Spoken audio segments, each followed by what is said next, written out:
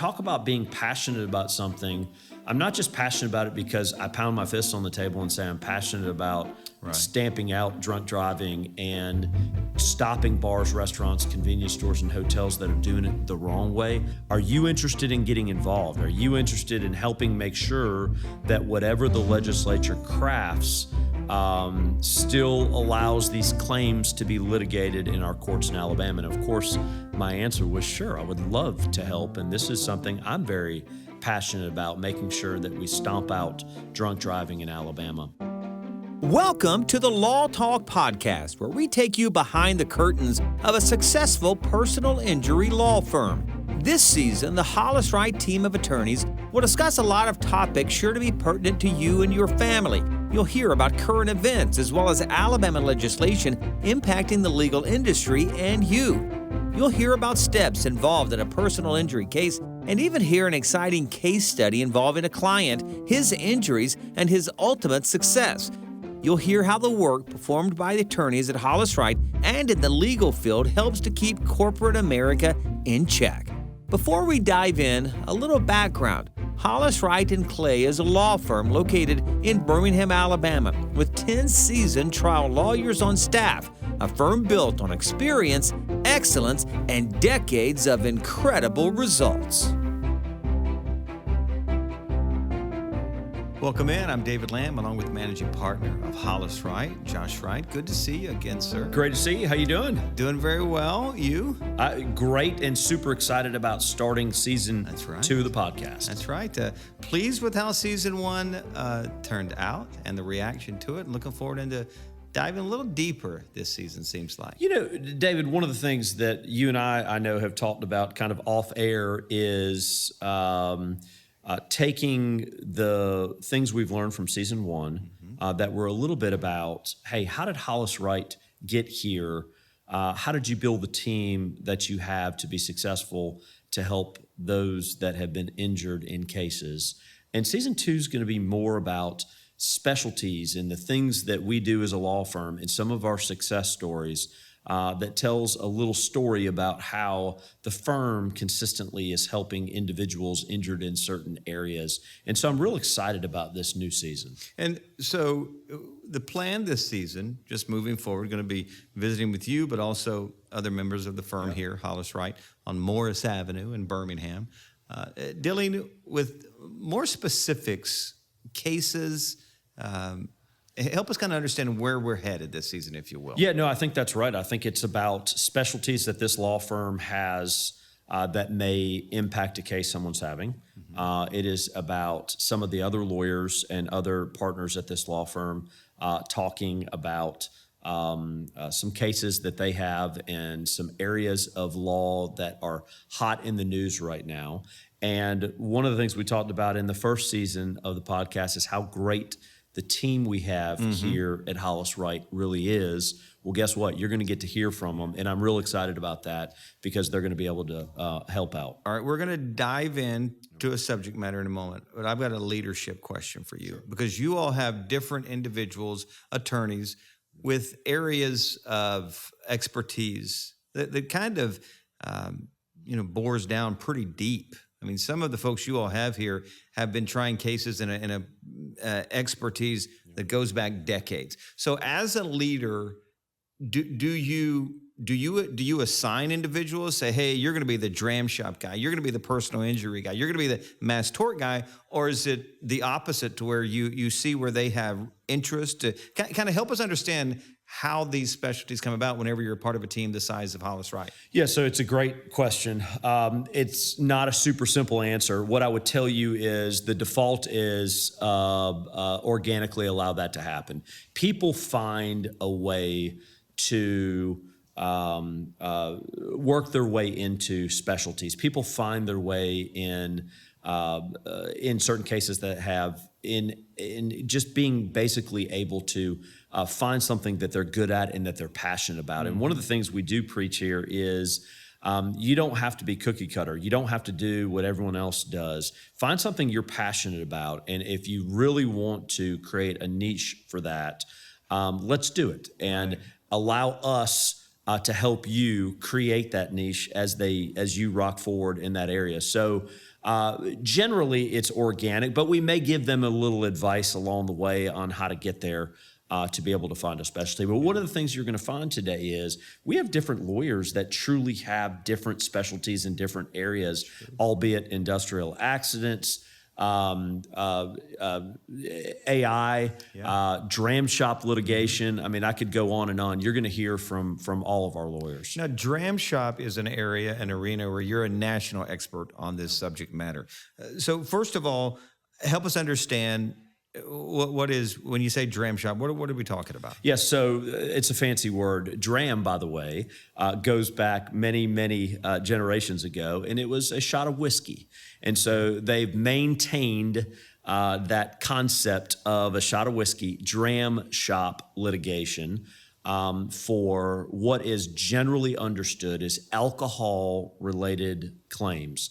And Alabama still calls it the Alabama Dram Shop Act. But again, that is a legal term for really what involves alcohol-related claims and injuries associated with the consumption of alcohol and the service of alcohol by bars, restaurants, hotels, convenience stores, etc. All right. So how did you find your way and develop such an interest and now decades, for several decades, this has been an area you really stand out nationally on this. How did you find your way to kind of create this as a niche for yourself? Yeah, so roughly 20 years ago, I had what I guess I would call my first case that related to an alcohol-related injury of a pregnant woman who was killed in an accident, and she was pregnant at the time, and her soon-to-be child was also killed at the time. Wow. And we litigated that case. Ultimately, the circumstances of my case and the facts of whether or not an unborn fetus has the ability to pursue a claim under the wrongful death statute in Alabama became relevant. And David, as I mentioned, sometimes it happens organically with our lawyers. That's a great example. This kind of happened organically where I had a desire to learn more about why are people being overserved alcohol? How does an accident like this happen and kills this vibrant woman who ultimately has this child to be and is creating this great family? And so I just kind of had a passion for it, to be honest with you, at that time. And so that's where it all started. And then I started handling case after case after case, and all of a sudden people start referring cases, and then you start speaking on the topic, and then you end up getting involved in legislation. It just all worked its way through the process. So who does Dram Shop the issue, but also legislation and Dram Shop matters? So who is impacted in these cases? Yeah, so victims are impacted by the legislation that we have in Alabama that is intended to protect victims from drunk drivers, but also those individuals that are overserved. Alabama has a traditional statute that's been around since 1909, which is intended to protect those that have been injured in what's called person, property, or means of support. Okay. And the law has always been out there that those individuals are considered victims to the extent that they were injured by a drunk driver or through the overservice of alcohol to an individual that caused injury. And then the lawyers had to come in and to protect those individuals had to prove that the person was served alcohol while they were visibly intoxicated. And we can unwrap that as we work our way through the show today. But there's always been legislation since 1909 in Alabama to protect those that are victims of drunk driving and also victims of those that have been overserved alcohol. You have a deep well of understanding and experience on this subject matter. And it's interesting to me how you have not only an expert, but almost a proponent when it comes to the legislation on this. Talk to us about what you've done in that arena and some of the other areas where really not just trying a case in a court of law, but also taking it to where it really changes the legislation and changes the way that these matters are governed? Yeah, so, you and I talked about in season 1 of the podcast about one of the ways to stay relevant as you get older as a practicing lawyer is to find a specialty you're passionate about. Dram shop litigation, alcohol-related claims is something that I have been passionate about for years, David. You're right. I have lobbied the legislature. The current law that we have that we're going to talk about today, because there were some changes in 2023. The current law we have, I was involved in crafting the amendments to that legislation. Back in 2011, I was involved in crafting the regulations that we have now that govern what a bar, a restaurant, a hotel, a convenience store can do in the service of alcohol.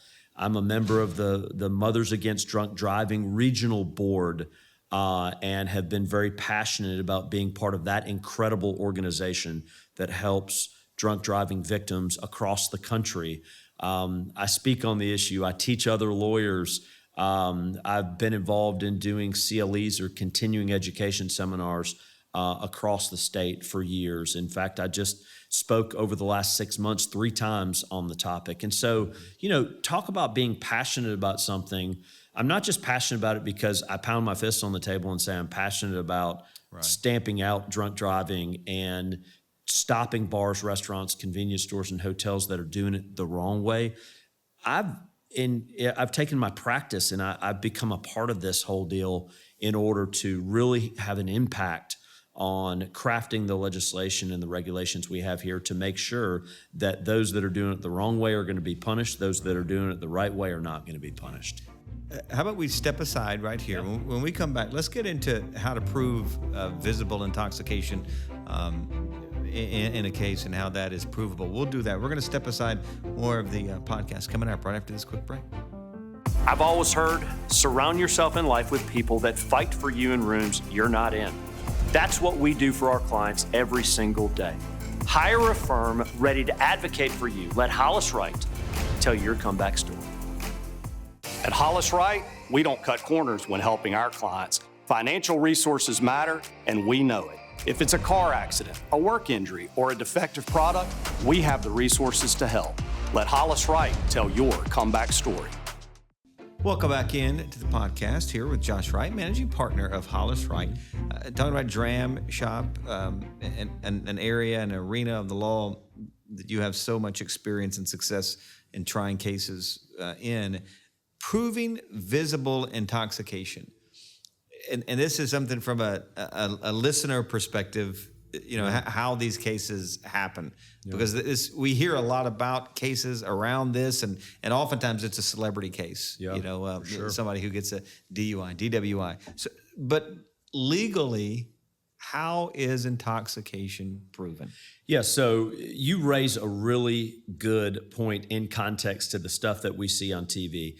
David, it's not enough that someone goes to a bar and leaves intoxicated, and therefore that bar or that restaurant or hotel is responsible for the resulting injury or damage that's caused. And as you can imagine, these accidents, especially involving drunk drivers, are not minimal injury accidents. These are catastrophic. Yeah, what comes with bad judgment, speed, going the wrong way on interstates, those types of things. So we see a lot of horrific things that happen.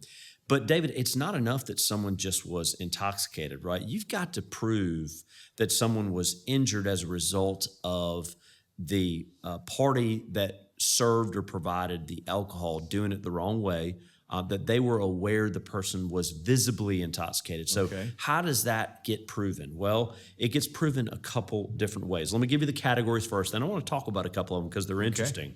One is through witnesses, as you would imagine, witnesses there present that saw that person, saw their conduct. One is forensic evidence, which is probably the most significant way to prove, and easiest way to prove visible intoxication. And the other is what's called bizarre acts of the drunk, okay? Okay. That's what I call it. That's not what the law calls it, Okay. but I call it bizarre acts of the drunk. And really what that is conduct of the drunk driver, okay? So we're only talking in the context of drunk driving. Of course, there are dram shop cases involving shootings, bar brawls, suicide. You can only imagine the resulting injury that comes from making bad decisions and being intoxicated, right? Let's unwrap those just a little bit. First, let's talk about bizarre acts of a drunk driver, things that we see. I have had cases, David, where people have gone the wrong way on the interstate and hit people head on. That is something that is not normal, right? That is a unbelievable conduct. I've had circumstances where someone was clocked over 100 miles an hour on a city street, a main street in a city, causing an accident or ending up in a building because they lost control of a vehicle. Those are called the bizarre acts of the intoxicated party. That is evidence that one can use to show when they were at that facility, their conduct is so bizarre and improper and just something you don't see, that it is imputed to the location where they were. Let's talk about forensics. One of the neat things that I've really enjoyed about getting involved in alcohol-related claims is over the last 20 years, I've almost had to become an expert on the toxicology of proving intoxication, right? Because think about this. These bars and restaurants and convenience stores and hotels, they have a lot of resources to defend themselves. And they're going to do everything they can to try and prove, as an example, that the toxicology that was done at the hospital was not properly assessed and was not actually drawn correctly, or maybe the machines weren't calibrated, or maybe the reporting was improper. And so I've had to, with expert witnesses, become almost an expert in the area of toxicology and how to make sure we get into evidence those things that are material related to forensics. And you may ask, well, how do forensics really help? And let's just put it in normal circumstances. If you're 0.08 and you're at the legal limit, there is a whole series of peer-reviewed articles and literature out there that experts have spoken about for decades, okay? And that is going to talk about what happens to you when you're 0.08. What happens to you, David, when you're half the legal limit? But now what happens to you when you're 2 times the legal limit and 3 times the legal limit, right? So forensics play an important role in being able to establish that someone was incapable of hiding signs of visible intoxication at the time they were served by a bartender, as an example, right? And then the other way is through witnesses. But witnesses are complicated because take a typical example, right? A witness is a friend of the person that was drinking present there. You have a bartender as an example at a bar, or maybe it is a hotel or wherever, right? And the bartender is probably not going to want to tell you that, hey, I served somebody intoxicated. I don't think his boss would like that. That's right. Yeah. And because they have rules, by the way, the Alabama Beverage Control Board requires those people serving to be experts in evaluating, is David Lamb intoxicated? Right. Should I serve that person? Should I not serve that person? And so they're supposed to be experts. So the bartender oftentimes is not willing to admit they did something wrong. The friends of the person that got overly intoxicated doesn't want to roll on their friend. Right. So sometimes witness testimony is difficult. So what you have to do is find a lawyer that understands these issues and then let them lead, guide, and direct you through the process of how you prove that someone engaged in conduct that violates our dram shop or alcohol-related laws. How have those laws changed in the 2 decades that you've been involved so intimately with them? So what's different now than 20 years ago, say? Yeah, so it's a good question. For decades, from 1909 forward, the law, for the most part, was generally the same. And we talked about that in kind of segment 1 of today's podcast. And I kind of explained that. But what's changed in the last several years is that there have been some legislative changes that took place related to the traditional statute that now requires lawyers like me and victims of drunk drivers to jump through additional hurdles and over those hurdles in order to be successful in a case. And I know we're getting ready to go to break, and I want to unwrap that on the other side of the break. But let me just tell you this. The reason that we titled this show those bars and restaurants and convenience stores got a small win and drunk drivers got a small win is because the hurdles that are now required because of the legislative changes have made it more difficult for guys like me and other lawyers that do alcohol-related claims to be successful in those claims. But let's talk about that when we come back. Yeah. Let's step aside. Also going to get into SB 104, this new bill and what that means and your feelings on it. We'll do that whenever we come back. Stay with us. The attorneys, proudly sponsored by the law firm of Wright, are here to serve you. When we started the show in 2011, my goal was to do what our firm does best. Help people answer questions related to real-world legal issues they have in their lives in a way that's not intimidating to talk with a lawyer. If the issue is important to you, it's equally important to us, and we're ready to talk with you at no cost. Yeah, oftentimes people are confronting various legal issues in their lives that really run the gamut of a lot of different legal practice areas such as bankruptcy, criminal law, civil law such as personal injury, divorces, domestic relations. And to be able to have a show once a week that covers those practice areas and answers people's questions in those areas, that's really the main objective of the show. We use the resources of the many lawyers at our law firm to create a plan that has a lasting impact for each person that calls or texts. And we also give back to the community at the same time. We are here to serve you, the viewer, each week on The Attorneys. All right, welcome back. We're diving into a new bill, and it is interesting to me the potential impact of this bill, because this could really be a game changer. It's SB 104. Tell us about this bill, your involvement with it, and what it seeks to do. Yeah. So obviously, David, we've talked on previous podcasts. I was lucky enough to be president of the Trial Lawyers Association several years back. Right. As part of that, I built a series of relationships in the legislature that I still have active relationships with now.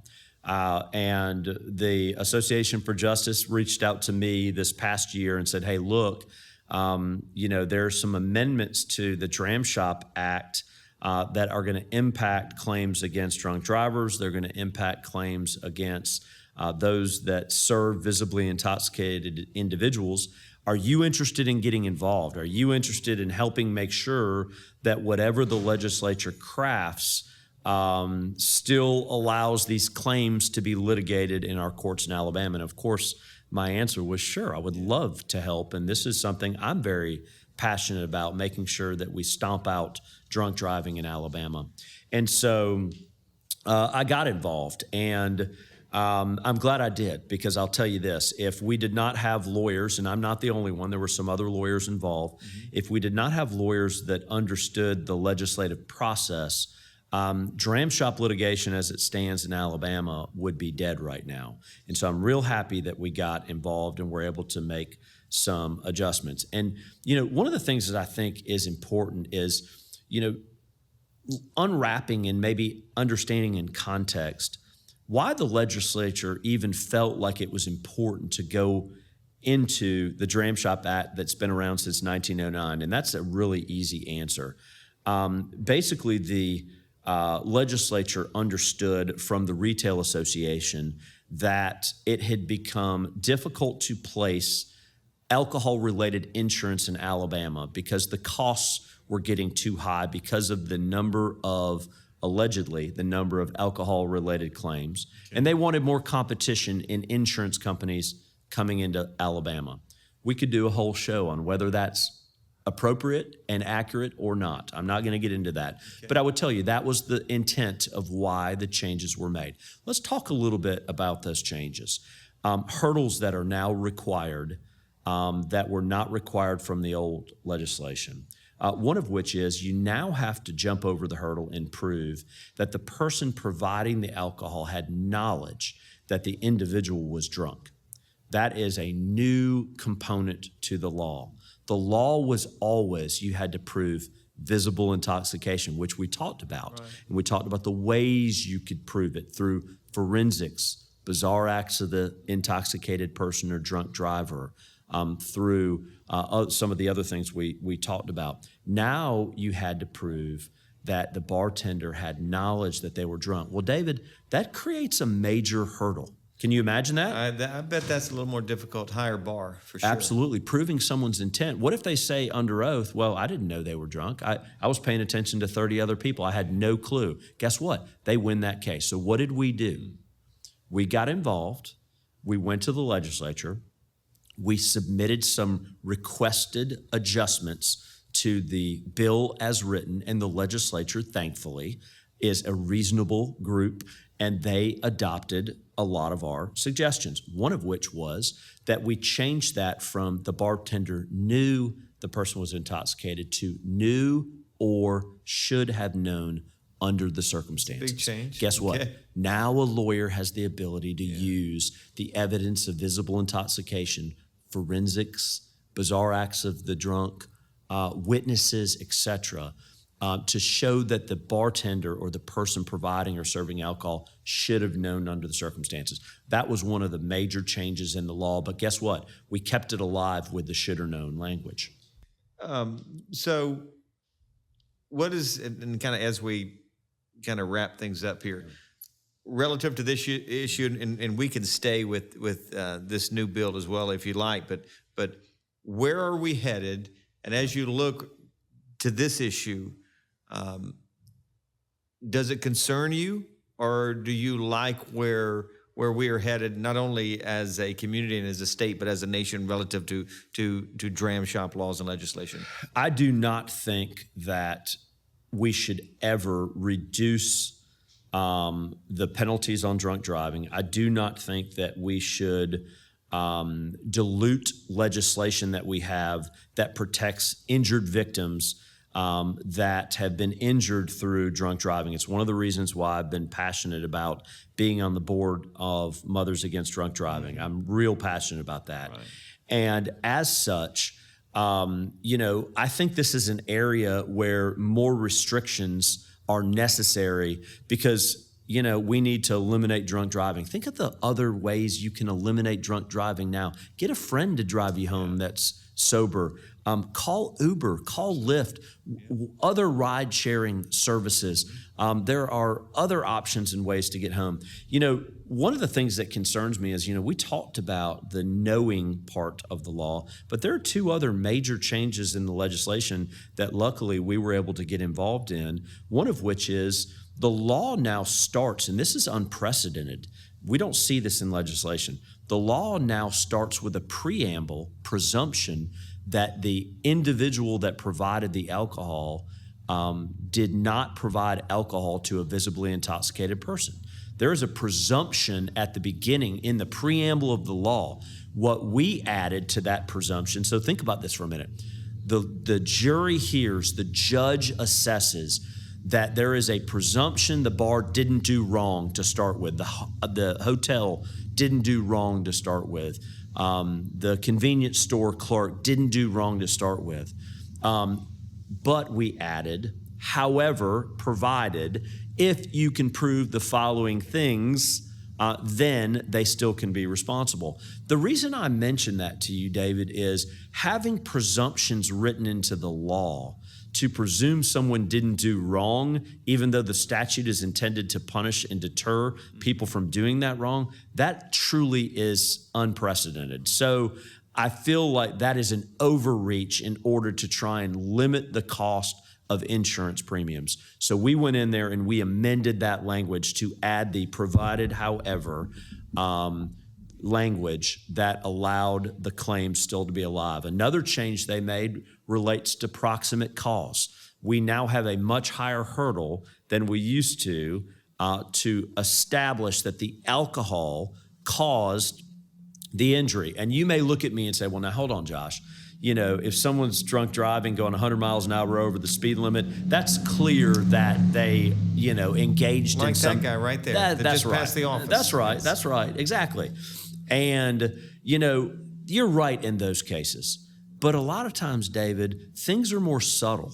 The connection between alcohol and an injured victim is more subtle, and it's not abundantly clear, and it requires lawyers to get involved on both sides to defend the bar, restaurant, convenience store, hotel, and those to represent and prosecute on behalf of the victim to work through whether they can prove the alcohol was related. And so we were involved in making some adjustments. Where does this go at the end? And I think that was your main question. We need to be strong and aggressive in the area of dram shop litigation. We do not need to limit restrictions and weigh in favor of insurance companies and the ability to get insurance over injured victims. We should always weigh on the side of the injured victim. But I do think that there can be small manipulations and adjustments made to the legislature as long as they're willing to listen to the other side, our side, to make sure that we're going to protect the victims in these cases. And that's what happened in the 2023 Senate Bill 104 legislation that was signed into law by the governor. Our amendments were added, and guess what? Because of that, dram shop litigation, alcohol-related litigation, still alive and well in Alabama. It's really interesting to me how something that really began for you, it really was a professional interaction with dram shop legislation, this whole arena, how that went from the professional to the personal, and really became a passion and almost a mission for you, which is where you are now, and using your platform as the head of this firm and in the state of Alabama to affect change. Well, I mean, I think that's right? If you truly have a passion about something, you don't just dab your toe in it, right? You get all in. You get involved in the legislation, right? You help craft the regulations that we have in Alabama. You know, we've done 25 television shows on dram shop litigation. You were involved in a lot of those shows, right? We speak on these issues. I'm getting my other lawyers. I have one of my other partners who I've gotten to really get involved in the toxicology side to help moving forward. And so, you know, this is part of being passionate about something that matters in life that you can change. And, you know, in podcast season number 1, we talked about being the best at something, right? And what I said is, you don't have to strive to be the best version of you. Well, part of being the best version of yourself is making sure that you are getting involved all in on certain topics and issues and areas of the law, and this is a good example. I think you would be guilty of charged on that for sure. All right, if listeners want to find out more about Hollis Wright, the best ways to do so, you're easy to find online, on social media. Absolutely. Social media, website, they can call 844-LAW-TALK. It should be on the screen for those that are actually watching this. All they've got to do is go to our website and they're going to get in touch. They want to talk to a lawyer or they want to talk to me related to a specific case. We're available and we're ready and we're accessible to be able to answer questions for them. You return every call. Yes, I've we heard do. that a few times. Yes, we You do. return We've been doing every that for call. 20-some years. How about that? Yep. Track record. Josh Wright, it's always good to see you. You too, and enjoyed this one. Thanks so much. We'll see you next time, folks.